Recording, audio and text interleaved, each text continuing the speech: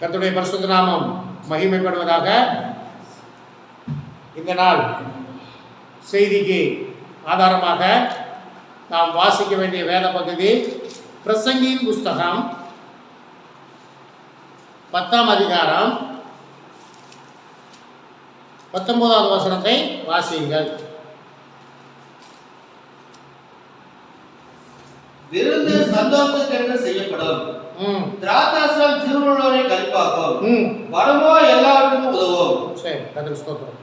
நாம் வாசித்த இந்த திருவசனத்தின் மூலம் கர்த்தர் நாளிலே நம்மோடு இடைபடும்படியாக நம்மத்தில் இருக்கிற தம்பி சாலமோன் ஜெபிப்பார்கள். ஸ்தோத்திரம் ஆண்டவரே, ஸ்தோத்திரம் பிதாவே, ஸ்தோத்திரம் கர்த்தாவே, தகப்பனே, இந்த வேதவசனத்துக்காக நன்றி செலுத்துகிற கர்த்தாவே. பிரசங்கி 10ஆம் அதிகாரம் 19வது வசனத்து மூலமாக கர்த்தர் தாமே எங்களோடு பேசணும் நினைப்படுத்த ஆண்டவரே. அப்பா தகப்பனே, இவ்வளோ மறைபொருள் ரகசியங்களை எங்களுக்கு வெளிப்படுத்துங்க. எங்கள் மனக்கண்களை திறந்துள்ள வேண்டும்படியாக செலுத்துகிறோம். எல்லா துதி கடமைமையாக உங்களுக்கே செலுத்துகிறோம். இப்போ இயேசு கிறிஸ்து நாமத்தால் ஜெபிக்கிறோம் ஜீவனுள்ள நல்ல பிதாவே, ஆமென். நாம் இந்த நாளிலும் வாசித்த திருவசனம் பிரசங்கியின் புஸ்தகம் 10ஆம் அதிகாரம் 19வது வசனப்படியாக சொல்லுகிறது. விருந்து சந்தோஷத்துக்கென்று செய்யப்படும், திராட்சரசம் ஜீவனுள்ளோரை களிப்பாக்கும், பணமோ எல்லாவற்றிற்கும் உதவும். சரி, இப்போ ஒவ்வொரு வீட்டில் நம்ம வீடுகளில் விருந்து செய்வோம். எதுக்கு விருந்து எதுக்கு செய்கிறோம்? அந்த வசனம் என்ன சொல்லுது?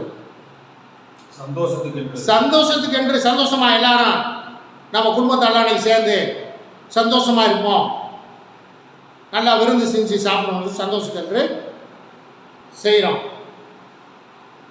அப்புறம் பாருங்க, திராட்சை ரசம் ஜீவன் உள்ளோரை கழிப்பாங்க. ரைட், இது ரெண்டையும் விட்டுட்டு இப்போ நம்ம இன்னைக்கு பார்க்க வேண்டியது பணமோ எல்லாவற்றிற்கும் உதவும். பணமோ எல்லாவற்றிற்கும். சரி, உங்கள்கிட்ட நான் கேட்குறேன், பணம் எதுக்கெல்லாம் உதவும் சொல்லுங்க. பணம் எதுக்கெல்லாம் உதவும் சொல்லுங்க.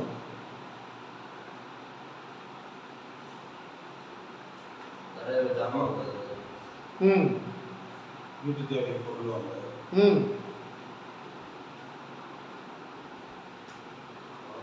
சொல்லிக்கிட்டே போனால் நிறையா இருக்கு. பணமோ எல்லாவற்றிற்கும் உதவும். பாருங்க, நமக்கு தேவையான உணவுப் பொருட்கள் வாங்க, உடை, தண்ணி, வண்டி வாகனம், வீடு, நிலம், மற்றவர்களுக்கு உதவ, கர்த்தருக்கு கொடுக்க, காணிக்கை கொடுக்க, கர்த்தருடைய பணிக்கு தசமமாக கொடுக்க, தர்மம் கொடுக்க, இன்னும் நமக்கு தேவையான நியாயமான பொருட்களை வாங்குவதற்கு பணம் தேவைப்படுகிறது. பணம் இன்னும் சொல்லப்போனால் அதை சொல்லிக்கிட்டே போகலாம். இது எல்லாம் நம்முடைய அன்றாட வாழ்க்கைக்கு தேவையான நியாயமான காரியம். இந்த பணமும் இது நமக்காக உதவும். ஆகவே பணம் எல்லாவற்றிற்கும் உதவும். சரி, தீமையான காரியங்கள் செய்ய பணம் உதவுமா? தீமையான காரியங்களை செய்யறதுக்கு பணம் உதவுது. இப்போ பாருங்க, வேதாகமம் சொல்லுகிறது, 1 தீமோத்தேயு 6:10 வாசிங்க. 1 தீமோத்தேயு 6:10 வாசிங்க. பண ஆசை எல்லாத்துக்கும் வேறாயிருக்கிறது. இப்போ பார்த்தீங்களா, பணமும் எல்லாவற்றுக்கும் உதவும். பணம் எல்லாவற்றுக்கும் உதவும். சரி, இப்போ பண ஆசை எல்லா தீமைக்கும் வேறா இருக்குது. சிலர் அதை இச்சித்து, பாருங்க, சிலர் எல்லாரும் சொல்ல, இது பாருங்க, வேத வசனமே சொல்லிருச்சு, சிலர் அதை இச்சித்து. அதனை இச்சிக்கிறதுனா என்னது? ஆசை வேறு, இச்சை வேறு. சிலர் அதை இச்சித்து விசுவாசத்தை விட்டு வழுவி. இப்ப என்ன ஆகுது? இந்த பணம் என்ன பண்ணுது தெரியுமா? விசுவாசத்தை விட்டு வழுவி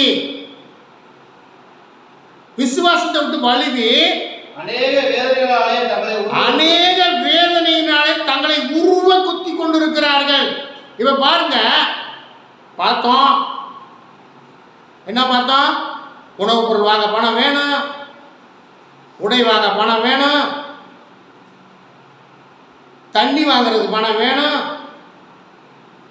வண்டி வாங்க பணம் வேணும், இன்னும் வீடு வாங்க பணம் வேணும், நிலம் வாங்க பணம் எல்லாத்துக்கும் வேணும். ஆனால் பணம் வேணும். இப்போ நான் ஒரு பொருளை வாங்கணும்னு, ஒரு வீடையே வாங்கணும், ஒரு நிலத்தையே வாங்கணும்னு நான் ஆசைப்படுறேன். இப்போ அந்த இடம் வந்து ஒரு 20 லட்ச ரூபான்னு வச்சுக்கோமே. 20 லட்ச ரூபா நான் அதை வாங்கணும்னு ஆசைப்படுறேன். ஆசைப்படுறது நல்லதா கெட்டதா? நல்லது. சரி, நான் எப்போ ஆசைப்படணும்? அதுக்கு என்கிட்ட இருக்கிறது எவ்வளவு?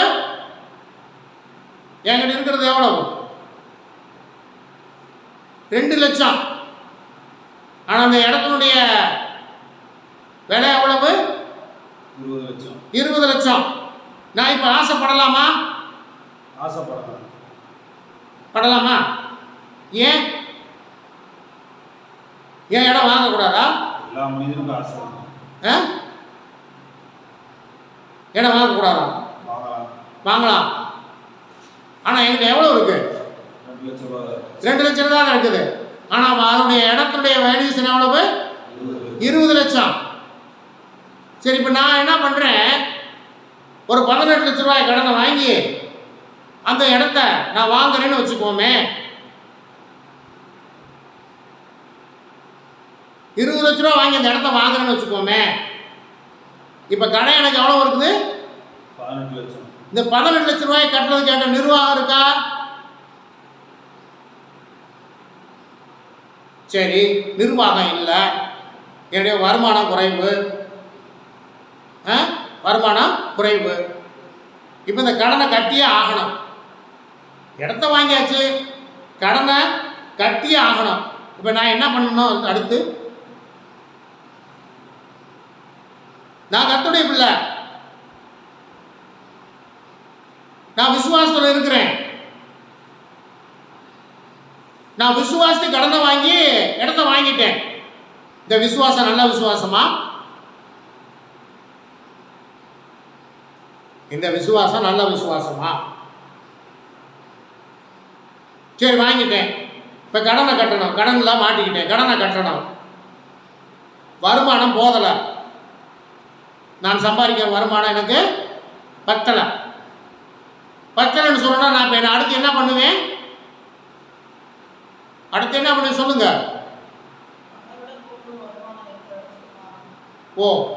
மெர்சி சொல்லுது, அதை காட்டிலும் வருமானம் கூடுதல் உள்ள ஒரு வேலைக்கு நான் போகணும்.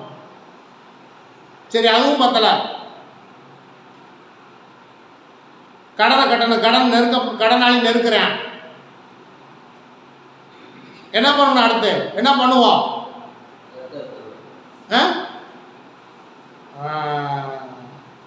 நல்ல ஒரு யோசனை அப்படின்னா அந்த இடத்த வித்துட்டு கடனை கட்டிடலான்னு சொல்லிட்டு செய்யலாம். இல்லை அப்படின்னா என்ன செய்வோம் தெரியுமா? ஆனால் இன்னைக்கு பெரும்பாலானோர் செய்கிற காரியம், இந்த கடனை கட்டுவதற்கு குறுக்கு வழியை கையாளும். குறுக்கு வழியில் சம்பாதிப்பது, கர்த்தருக்கு பிரியமில்லாத காரியங்களை செய்து சம்பாதிப்பது. அப்போ தான் என்ன ஆகுதுன்னு நினைக்கினா, விசுவாசத்தை விட்டு வலுவி. இப்போ தான் அந்த விசுவாசத்துலேருந்து வலுகிற காரியம் எப்போ வருது? வழுங்கி போகிற காரியம் எப்போ வருது? கடை அதிகரிக்கிறதுனால, குறுக்கு வழியை தேடுறதுனால, கர்த்தருக்கு பிரியமில்லாத காரியங்களை செய்ய போகிறதுனால, விசுவாசத்திலிருந்து வலுவி அநேக வேதனைகளினால தங்களை குத்தி கொண்டிருக்கிறார்கள். அப்போ இந்த இதுக்கெல்லாம் மெயின் காரணமே என்னன்னா, பண ஆசை எல்லா தீமைக்கும் வேறாய் இருக்கிறது. இப்போ பணாசை வந்துருச்சு, பொருளாசை வந்துருச்சு, இதை வாங்கியே ஆகணுங்கிற தீர்மானம் வந்தாச்சு, வாங்கியாச்சு. கடன் பட்டாச்சு.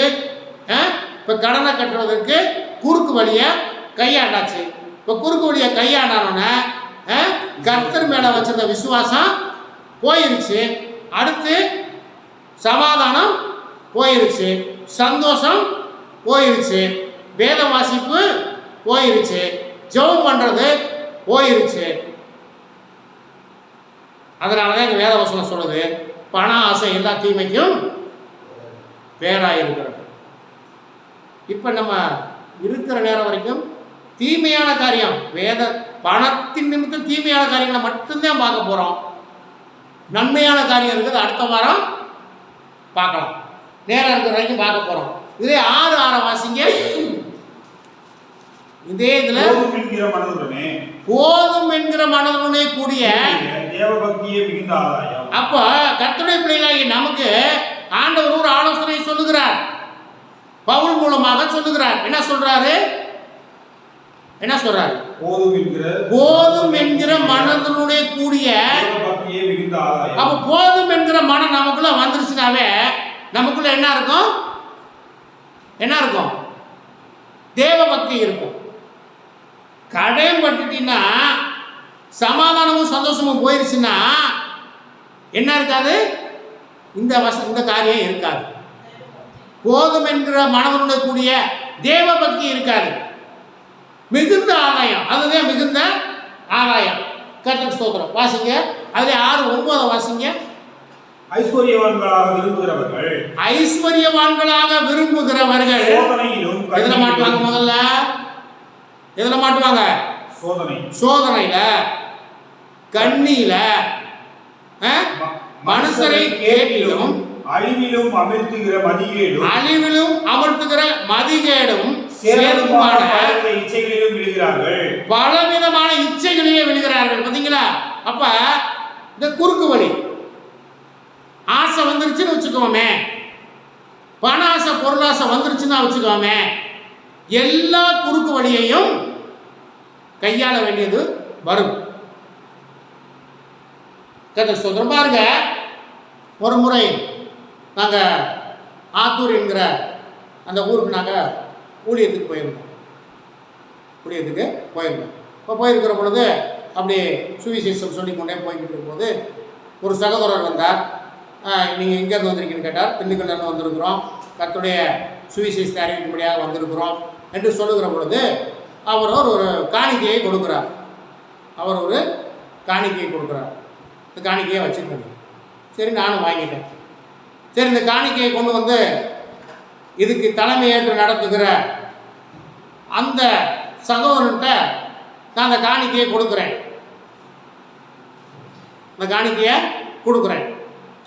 அப்போ இந்த காணிக்கையை நான் கொடுக்கணும்னு அவசியமும் இல்லை. ஆனால் என்னுடைய மனசாட்சி, இந்த ஊழியத்துக்கு செலவு பண்ணி எல்லாம் செய்கிறவர் அவருக்கு அந்த காணிக்கை சேரணும்னு நான் அவர்கிட்ட கொடுக்குறேன். ஆனால் அவருக்கும் எனக்கும் அங்கே பெரிய வாக்குவாதம் உண்டாயிற்று. அது சிறிய பணமோ பெரிய பணமோ, அந்த பணத்தின் மேல் எனக்கு ஆசை இல்லை. ஆகவே அது உரியவர்கிட்ட கொடுத்துடணும்னு நான் கொடுத்தேன். கடைசியில் எங்களுடைய வாக்குவாதத்தை பார்த்துட்டு வேறொரு சகோதரர் வாங்கி சேர்ந்து வச்சுட்டு போயிட்டார். ஆகவே பணம் தான் ஒரு மனிதனை என்னாக்கிறோம்? விசுவாசத்திலிருந்து வழிக்கு போவதற்கு வழிவகுக்கும். நானே எனக்கு ஜெபம் போகிற பொழுது, ஏன்னா இன்னைக்கு அப்படி பழக்கி வச்சுருக்காங்க, ஊழியத்தில் பழக்கி வச்சுருக்கிறாங்க. ஜெபம் பண்ண போனால் காணிக்கை தருவாங்க. நான் யாரிடமும் ஜெபம் பண்ண போகிற இடத்துல காணிக்கை வாங்குவதே கிடையாது. ஏன்? நம்ம அதுக்காக போகல. ஒரு வீட்டுக்கு சத்தியத்தை அறிவிக்கும் ஜெபம் பண்ணணும். எதுக்காக போகிறோம் சொல்லுங்க? அவங்க ரட்சிக்கப்படணும், அவங்க ஆண்டவரை அறிஞ்சிக்கணும். அதுக்காக போகிறோம். நான் வருமானம் பெறுவதற்காக போகக்கூடாது. நான் 10ல் 1 நானும் ஆயிடக்கூடாது. ஆகவே கர்த்தருடைய பணியை செய்கிற அல்லது கர்த்தருடைய பிள்ளைகள் பண ஆசை இல்லாதவர்களாய், பணம் தேவை, வசனம் சொல்லுது பணமும் எல்லாவற்றிற்கும் பணம் வேணும். ஆனால் பண ஆசை இல்லாதவர்களாய் நாம் காணப்படணும்னு சொல்லி கர்த்தருடைய வசனம் சொல்லுகிறது. வாசியுங்கள் 2 தீமோத்தேயு 3:1 வாசிங்க. மேலும் கடைசி நாட்களிலே காலங்கள் வரும் என்று அறிவாயாக. எப்படி எனில் மனுஷர்கள் தற்பிரியராயும் போதும். கடைசி நாட்கள்ல இப்ப பாருங்க, இந்த வேத வசனம் யாருக்கு சொந்தம் தெரியுமா? இந்த வேத வசனம் யாருக்கு சொந்தம்? யாரெல்லாம் இந்த வேத வசனத்தை வாசிக்கிறாங்களோ அவங்களுக்கு சொந்தம். இதை யார் வாசிப்பாங்க? கர்த்தருடைய பிள்ளைகளை வாசிப்பாங்க. அப்ப இந்த கர்த்தருடைய பிள்ளைகளை பார்த்தா சொல்லுது எப்படி எனில் மனுஷன் தற்பிரியராயும். இப்ப எங்க வந்துருச்சு? தற்பிரியராயும். அப்புறம் என்ன இருப்பாங்களா?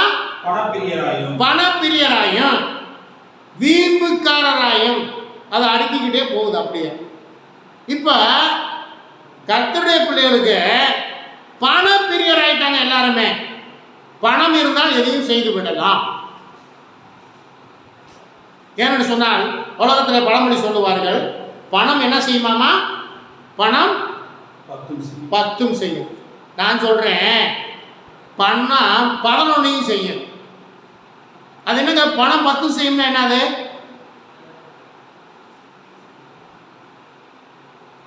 பணம் 10 செய்யுமா? நான் சொல்றேன் பணம் 11 செய்யும். எப்படின்னு கேட்குறீங்களா? இந்த 10 நல்ல காரியமா இருக்குன்னு நினைக்கிறேன். அதனால தான் பணம் 10 செய்யும். 11 செய்யும் அப்படின்னா 11 செய்யும், 12 செய்யும், 13 செய்யும். அப்படியே 90 காரியத்துக்கு, தீமையான காரியத்துக்கும் பணம் செய்யும்.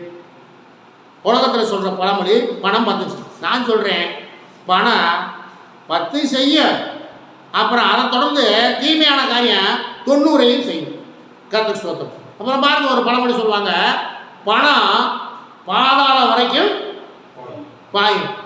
பாதாளத்துக்கு தான் பாயும் பணம், பரலோகத்துக்கு பாயாது.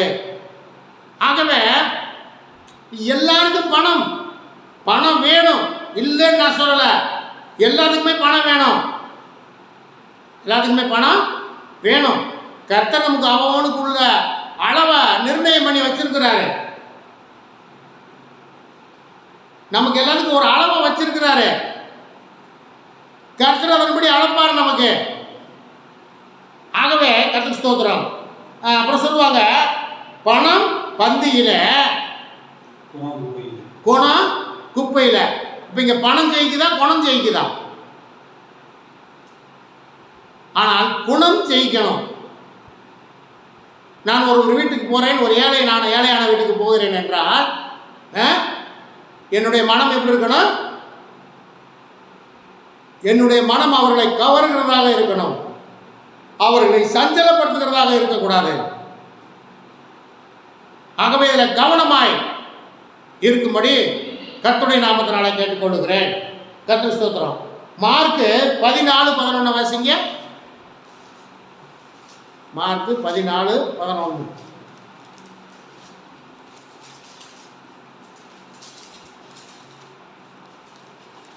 அவர்கள் அதை கேட்டு சந்தோஷப்பட்டு அவனுக்கு பணம் கொடுப்போம் என்று வாக்குத்தத்தம் பண்ணினார்கள். அவர்களுக்கு பணம் கொடுப்போம் என்று வாக்குத்தத்தம் பண்ணினார்கள். யாருக்கு?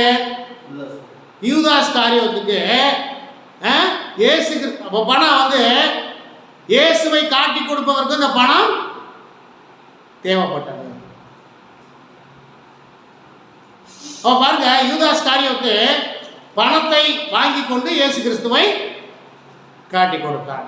ஆகவே இயேசு கிறிஸ்துவை காட்டி கொடுப்பதற்கும் பணம் தேவைப்பட்டது. இன்னைக்கும் ஆவிக்குரிய வட்டாரத்தில் இந்த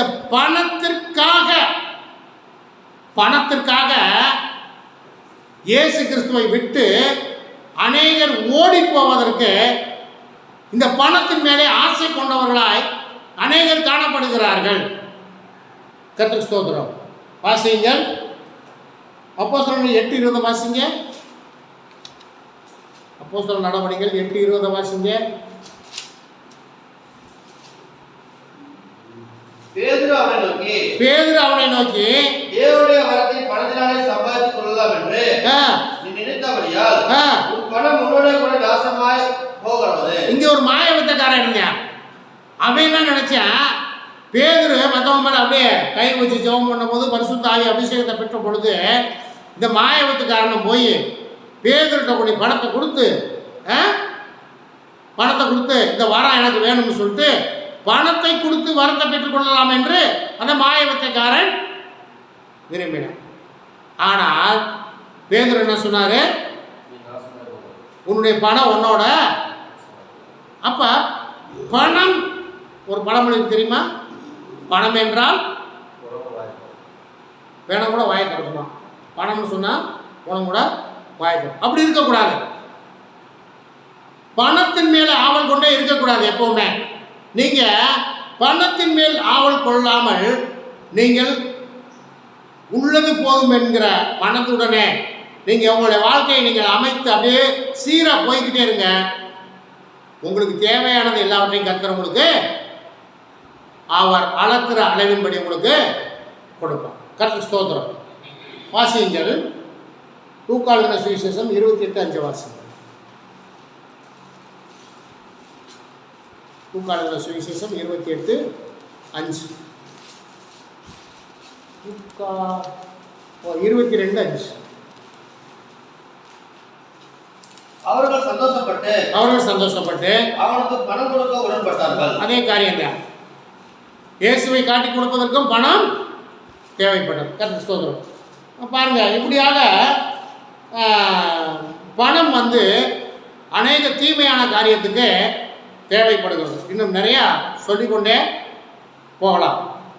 ஆகவே கர்த்தருடைய பிள்ளைகளை வாசிங்கள். எபிரேயர் 13:5 வாசிங்க. எபிரேயர் 13:5 வாசிங்க.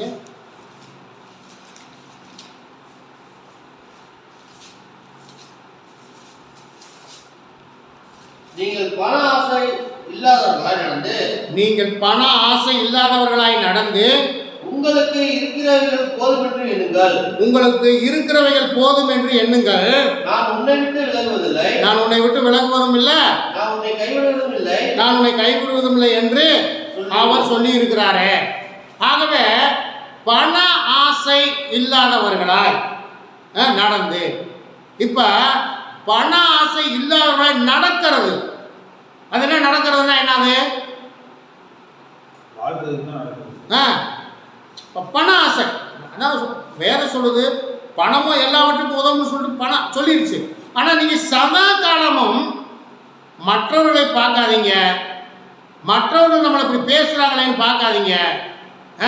சில பேர்லாம் சொல்லுவாங்க, நீங்களாம் சம்பாரிச்சு என்ன பண்ணுறீங்கன்னு கேட்பாங்க. என்ன பண்ணுவாங்க சம்பாரிச்சு?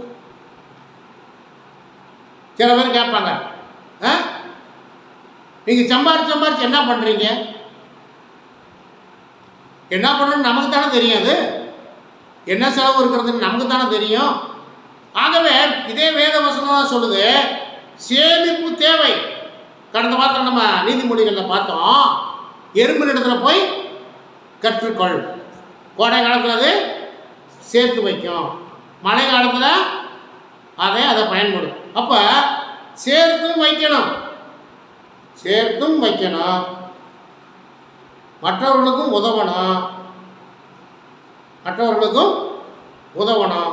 நம்முடைய நியாயமான தேவைகளை நாம் செய்வதற்கு பணம் கண்டிப்பாக தேவை. ஆனால் பேராசை கொண்டு, இச்சை கொண்டு ஒரு காரியத்தில் போய் மாட்டிக்கொண்டு வீழ்ந்து விடக்கூடாது. ஆவிக்குரிய வாழ்க்கையை இழந்து விடக்கூடாது. ஆகவே எந்த ஒரு காரியத்தையும் சிந்திக்கணும். ஒரு தடவைக்கு 3 தடவை சிந்திக்கணும். சிந்தித்து செயல்பட்டு எந்த ஒரு முதல்ல அதில் என்ன சிந்திக்கணும் தெரியுமா? நான் இதை செய்ய போகிறது நிமித்தம் என்னுடைய ஆவிக்குரிய வாழ்க்கை பாதிக்கப்படுமா என்பதை பார்க்கணும். முதல்ல இந்த காரியத்தை நான் செய்ய போகிறேன். இப்போ ஒரு நாட்டினுடைய இராணுவம் மற்றொரு இராணுவத்தோடு சண்டை போடணும்னா இந்த இராணுவம் என்ன பண்ணுவாங்க? முதல்ல அந்த நாட்டை நான் ஜெயிக்க முடியுமா, என்னுடைய இராணுவம் போதுமா பாப்பான கணக்கு பாப்பான்ல, அதை போல நான் அந்த காரியத்தை செஞ்சா என்னுடைய ஆவிக்குரிய வாழ்க்கை பாதிக்கப்படாமல் இருக்கும். அதை முதல்ல யோசிங்க, ஆண்டவர்கிட்ட கேளுங்க, ஆண்டவரே நான் செய்யலாமா, இது நிமித்தம் என்னுடைய ஆவிக்குரிய வாழ்க்கை பாதிக்கப்படும், கேளுங்க ஆண்டவர்கிட்ட. நீங்க அப்படியெல்லாம் கேட்டு, அவர் ஏன்னு சொன்னா நம்முடைய ஆண்டவராய இயேசு கிறிஸ்து ஆலோசனை கர்த்தராய் இருக்கிறார். கேளுங்க, அவர் நமக்கு ஆலோசனை கர்த்தராக இருக்கிறாரு. யார் மூலமா ஆலோசனை சொல்லுவாரு? வேத வசனத்தின் மூலம் ஆலோசனை சொல்லுவாரு.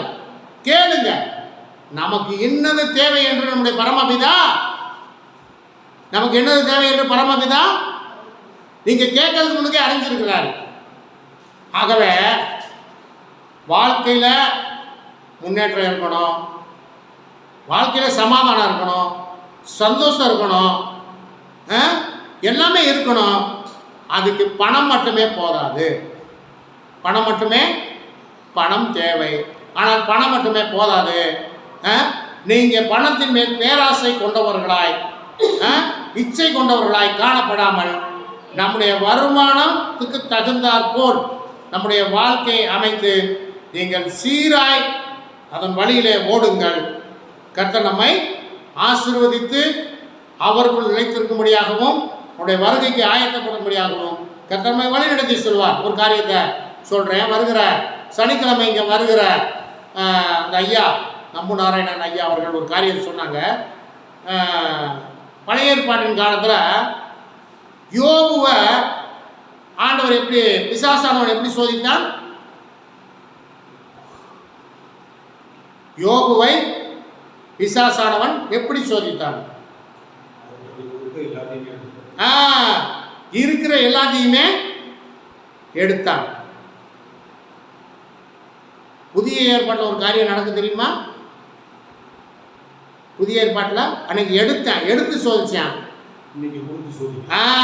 இன்னைக்கு எவன் பணத்திலையும் பொருளாசையிலும் பணத்திலும் ஆசைப்பட்டு அதில் விழுகிறானோ அது பிசாசு கொடுக்குற ஆசீர்வாதம். உலக ஆசீர்வாதம் பிசாசு கொடுக்குற ஆசீர்வாதம். இப்போ கொடுக்குறேன், அன்னைக்கு எடுத்து சோதிச்சேன், இன்னைக்கு கொடுத்து சோதிக்க. அருமையான காரியத்தை சொன்னார். அதனால தான் ஆண்டவராய் இயேசு கிறிஸ்துவே கூட்டிக் கொண்டு மலையின் மேலே நிப்பாட்டி உலகத்தில் உள்ள எல்லாத்தையும் காண்பிச்சு, இது எல்லாம் எனக்கு கொடுக்கப்பட்டிருக்கிறது, என்னை பணிந்து கொண்டால் இதை பூரா உனக்கு கொடுப்பேன்.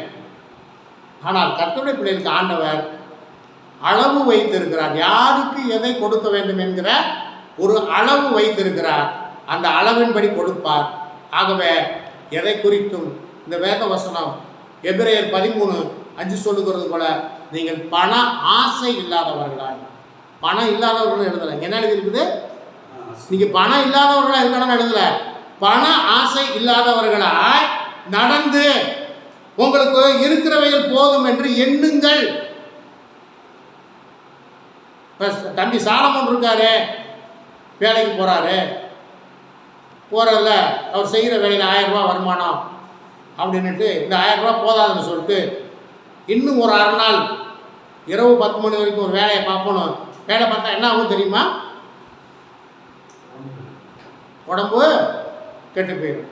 10 மணி வரைக்கும் வேலையை பார்த்தா வீட்டில் வந்து சந்தோஷம் இருக்குமா? சமாதானம் இருக்குமா? வேத வாசிப்பு இருக்குமா? ஜெபம் பண்ண முடியுமா? ஆகவே உள்ளது போதும் என்று இருக்க கடவோம். நான் உன்னை விட்டு விலகுவதும் இல்லை, நான் உன்னை கைவிடுவதும் இல்லை என்று கர்த்தர் நமக்கு வாக்கு பண்ணியிருக்கிறார். அதன்படி கர்த்தர் வழி நடத்துவார். கர்த்தருடைய சமூகத்தினை நம்மை காக்குவோம். நாம் ஜெபிப்போம். அன்பின் பரலோக பிதாவே, இந்த வேலைக்கு நன்றி. இந்த நாளில் கூட கர்த்தாவே ஸ்தோத்திரம். பணமோ எல்லாவற்றிற்கும் உதவும் என்று ஆண்டவரே உங்கள் வசனம் சொல்லுகிறது. ஆனால் அதை குறித்து நாங்கள் இந்த நாட்களிலே சில உங்களுடைய சத்திய வார்த்தையிலிருந்து அநேக காரியங்களை கொண்டு நாங்கள் அறிந்து கொண்டு அதை உதவி செஞ்சீங்க. பண ஆசை இல்லாதவர்களாய் நாங்கள் காணப்படும்படியாக ஆண்டவரே, அதை போல ஆண்டவரே போதும் என்கிற மனதுடன் நாங்கள் வாழ ஆண்டவரே ஸ்தோத்திரம். எங்களுக்கு இந்த நாளிலே அநேக நீங்கள் ஆலோசனை எங்களுக்கு தந்திருக்கீங்க. அதன் வழியில் எங்களை வழிநடத்தி செல்லுங்க. நாங்கள் விசுவாசத்தை விட்டு வலுவி ஆண்டவரே உங்களை விட்டு போய்விடாத படிக்கு நாங்கள் இந்த உலகத்தின் மேலும் இந்த உலகத்தில் உள்ள பொருளாசை மேலும் பணத்தின் மேலும் நாங்கள் ஆவல் கொள்ளாதவர்களாய் ஆண்டவரே ஸ்தோத்திரம் கேட்டாவே ஸ்தோத்திரம் ஆண்டவரே தகப்பனே ராஜா ஸ்தோத்திரம் ஆண்டவரே நாங்கள் வலிவிழுவி போய்விடாதபடிக்கு ஆண்டவரே விசுவாசத்தை விட்டு நாங்கள் போய்விடாதபடிக்கு ஆண்டவரே எங்களுக்கு தேவையானத எல்லாவற்றையும் எசப்பா நீங்க அறிந்திருக்கீங்களே தகப்பனே எங்களுக்கு வேண்டியதை தந்து ஆண்டவரே ஸ்தோத்திரம் நீங்க எங்களை ஆசீர்வதித்து ஆண்டவரே உங்க ஆசீர்வாதத்தின்படி எங்களை ஆசீர்வதித்து நீங்கள் வழிநடத்தி செல்ல வேண்டுமாய் உங்க சமூகத்தில் எங்களை தாழ்த்தி ஒப்புவிக்கிறோம் ஆண்டவரே. உடைய தாசன் பாடுகிறது போல ஏசப்பா ஸ்தோத்திரம் ஆண்டவரே ஸ்தோத்திரம் ஆண்டவரே கற்றுத்தாருங்கள் எங்களுக்கு கற்றுத்தாருங்கள். என் காவல் ஆவல் போதாது என்று எங்களுக்கு கற்றுத்தரும். எங்களுக்கு காவல் வைங்க. உங்கள் மேலே நாங்கள் வைக்கிற ஆவல் எங்களுக்கு போதாது ஆண்டவரே.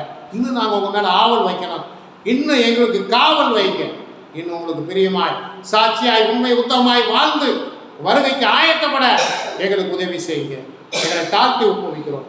இயேசு கிறிஸ்துவின் நாமத்தினால செபிக்கிறோம் எங்கள் ஜீவனுள்ள நல்ல பிதாவே, ஆமென். என் ஆத்மாவே கர்த்தரை ஸ்தோத்திரி, என் முழு உலமே என் பரிசுத்த நாமத்தை ஸ்தோத்திரி. என் ஆத்மாவே கர்த்தரை ஸ்தோத்திரி, கர்த்தர் செய்த சகல உபகாரங்களையும் மறவாதே, ஆமென்.